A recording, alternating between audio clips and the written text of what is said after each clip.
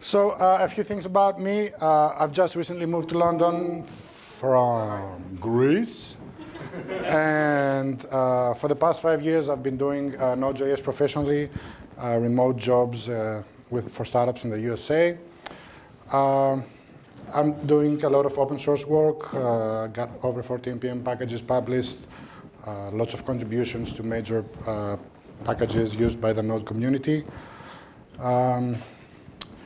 And I'm also very active. I had been very active back in my hometown. I was running the local Node.js meetup there. I founded skgtech.io, which is like an umbrella of all the local communities, and ignited the local scene there. And that resulted in us, in the whole community, organizing the David Conference, which is a world-class conference happening every year in June in sunny Greece. So if you want to get some sun, it's a great opportunity. It's going to cost you less than a ticket in any high-end conference, including airplane tickets and hotel. So let's get started. Today we're going to talk about inheritance in JavaScript. And there are lots of ways to do inheritance. It's a very battled issue in JavaScript. It can be complicated. And today we will talk about the classical prototypical inheritance. You may hear it as pseudo-classical as well. And what we are going to talk about specifically is how inheritance works. And this is going to be the focus of this talk, versus comparing different ways to do inheritance. Having said that, I am going to give a brief explanation of why I'm talking about classical inheritance. And one of the main reasons is that classical inheritance was a type of inheritance intended by the JavaScript creators to be used for inheritance. So there are specific keywords in the language that are being fully used and utilized by doing prototypical inheritance, like the new keyword or the instance of keyword. The new class keyword introduced in ECMAScript 2015 and afterwards basically does classical inheritance behind the scenes. It's basically sugar for classical inheritance, as all of you know. And before we had the class keyword, the Node.js libraries provided a built-in method to help us perform inheritance. So the core library util has the method inherits, which allows us to do prototypical inheritance in JavaScript. There are many alternatives to classical inheritance. Just doing classical inheritance can be done in so many ways. You can have composition, which is a different thing entirely. You can use object literals to do what you need to do. But again, this talk isn't about comparing. This is about diving deep into how inheritance works in JavaScript. So again, like I said, it is the language's intended way for inheritance. It's generally accepted as a way to do inheritance. My last point is that in the JavaScript community, everybody knows, you all know, that there's a very high signal-to-noise ratio. And that can be a problem.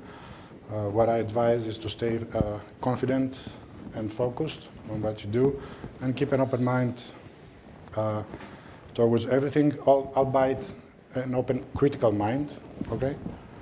Many people, like Adam said, are rediscovering things every day, and we don't need to go back. So let's have a quick look on how prototypical inheritance happens. This is for ES6 and beyond, ES 2015. You basically have the class keyword, and you have the statement, where inside the class statement you can declare a constructor. That is, again, a keyword, which basically is the function that's going to get executed each time we instantiate a new instance of that class. Inheritance happens with the extends keyword, as you can see right under the definition of animal.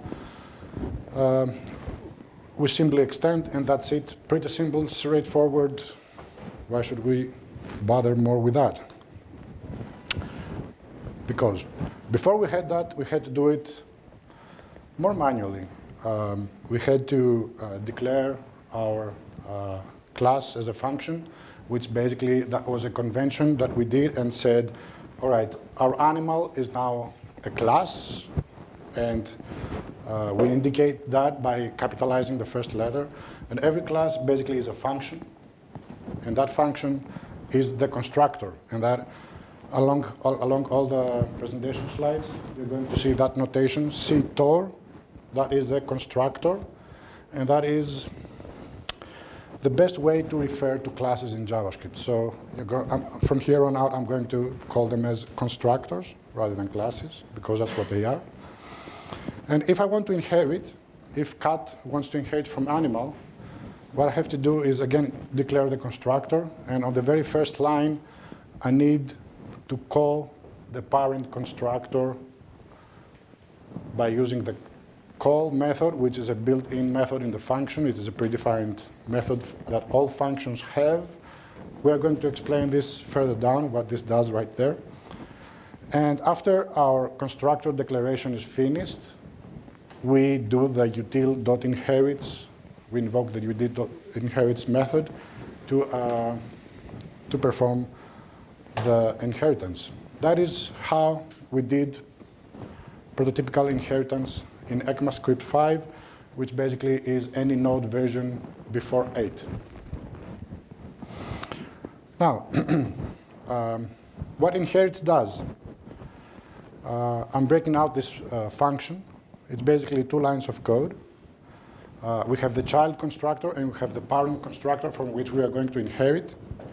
And what we basically need to do is to copy the prototype of the parent to the child. And the way this happens with ES5 is by using the object.create method, a very handy method that's going to create a new object based on a source object that we provided. And then what we need to do is point the constructor to the parent so that we establish the chain of inheritance. Now, what happens before ES5? We had ES3, and object.create doesn't exist in ES3. And basically, this is the lowest common denominator for inheritance in JavaScript. This is how we did JavaScript. This is how we did inheritance in JavaScript in 2010, 11, before we got object create and all of those goodies. A lot of crazy things going on here. We are going to analyze them later on. Don't get afraid. So, exactly, prototype.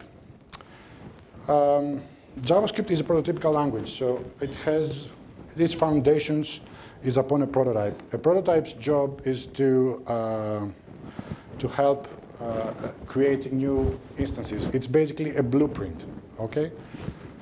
Everything in JavaScript is an object. So a string is a new string, a boolean, a number. And the only things that don't have a prototype are instances or objects, which are considered the result of the blueprint, right? So we have the blueprint, and using that, we create instances and objects. So those don't have a prototype. Functions have a prototype, and it points to their originating constructor method, which is a built-in facility of JavaScript. Now, again, prototype is the blueprint for creating objects and instances. In that example, the pony is the instance.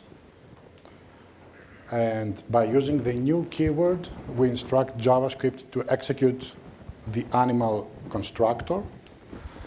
And this is the constructor definition, all right? It's very simple. You just define a function. That's all it is. And this right there is a local variable to our constructor with the keyword this. This as a keyword is one of the most dreaded keywords when learning JavaScript, and the scope altogether. I am going to try to explain it to you today. I hope I make a good job of it. You let me know. So after we have defined our constructor, we can define methods on our constructor only by using the prototype definition. That is when we create methods that are going to be available in the instances that we create. So at the very last line that you see pony get name, that wouldn't be available if we define the get name on the animal function directly. And we'll see soon enough an example on how that is going to behave.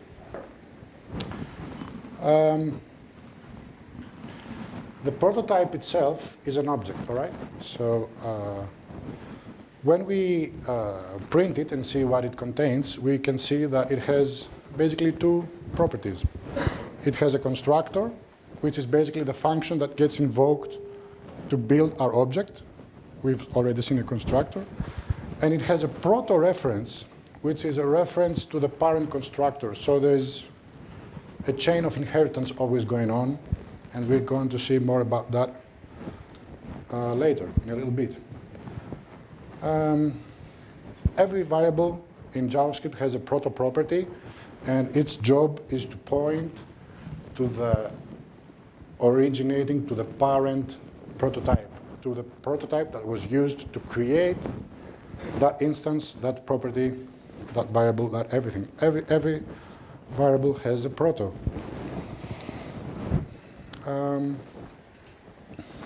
Again, proto is a reference, okay? Points to the object that constructed the instance. And when you're using the new keyword to instantiate a constructor, naturally, the proto of that instance points back to the constructor. That's how this works. Now,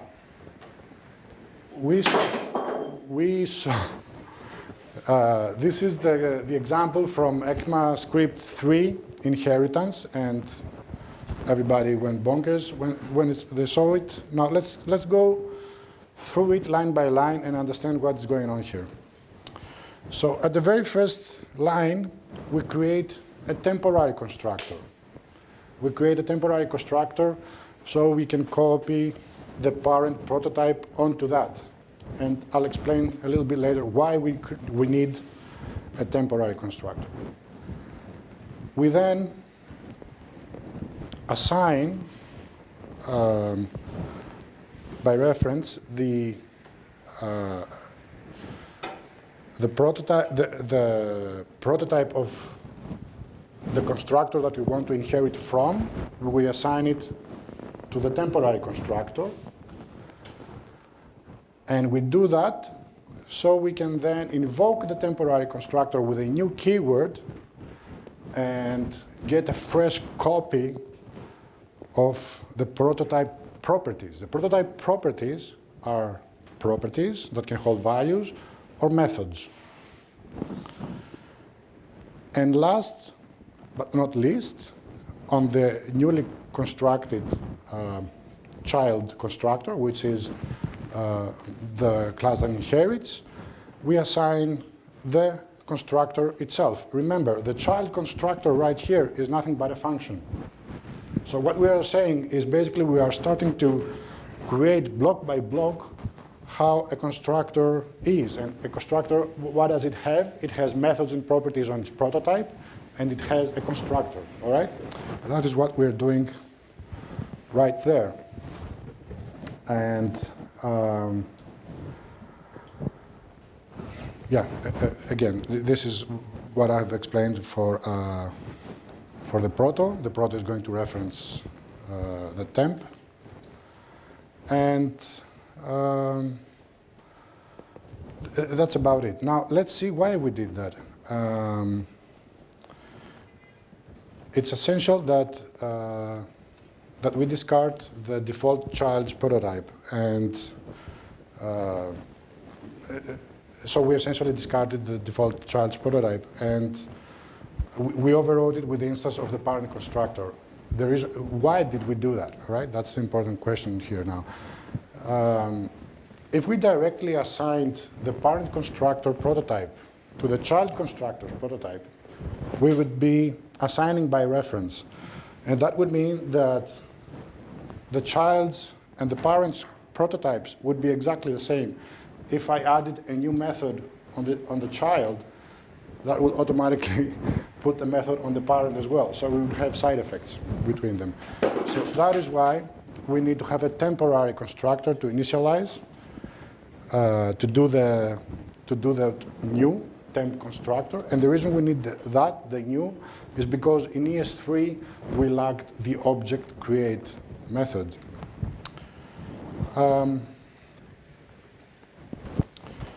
The reason why we wouldn't do this directly, we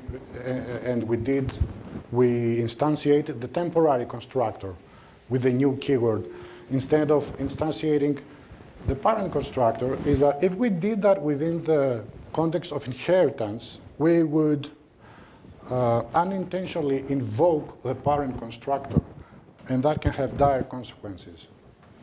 And that is why we need a temporary constructor to perform the copy of the prototype, which is an object.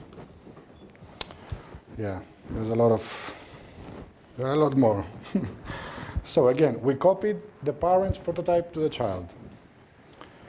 And now we need to make sure that all the constructors from our parents will be invoked in the right scope. And this is where things get a little crazy. Let's talk about the scope. Now, this is again an example of inheritance in ECMAScript 5. I'm using ECMAScript 5 to better illustrate what is going on. And as you can see in that example, we have a line that is performing a call right there. And what the call method does, first off, who is familiar with the .call and .apply methods of functions? All right, good. So what call does is basically says, invoke the animal function. Remember, animal is a constructor. What is a constructor? A function. Invoke the animal function, but by using this context. And the context is provided as the first argument of the call method. In this case, the context is this. When we are instantiating a constructor using the new keyword, we create a new scope. And that constructor is executed within that new scope. And that new scope is referenced by the keyword this within the constructor. Okay, I have lost most of you. So what we want to do is, on the child constructor, we want to invoke the parent constructor so that we are sure that all of the inheritance chain constructors are invoked, but we invoke it with the scope of the new instance, and thus we need the call method. And that is what ensures that every constructor in the inheritance chain is going to be invoked with the same scope or context. You may have heard it as well.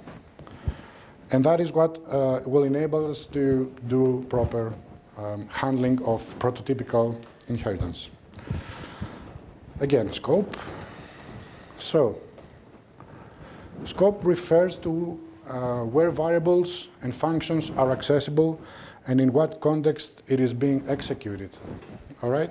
In the case of an instance, scope is critical in maintaining access to methods and local properties. So when we are defining a property, this age equals 20, in order to access that property, we need to access it within the same scope.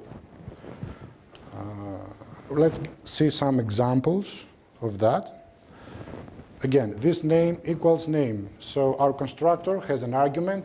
When we are doing new animal, we give it as an argument a name, so that animal has a name. And then we can get the name by invoking the method getName, which basically returns this name.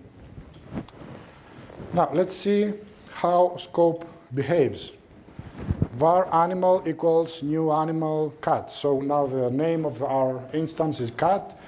We say animal.getName. We get cat in return. Everything works. If we assign the method into a new variable and we lose the context that is the animal and then invoke that variable, the context is lost and we're getting undefined. What we need to do is use the keyword bind. And what bind does is that it encapsulates our function within the context that we have provided it and returns the encapsulated function unexecuted. So we can execute it on the next line and get the proper response because the context and the scope are correct.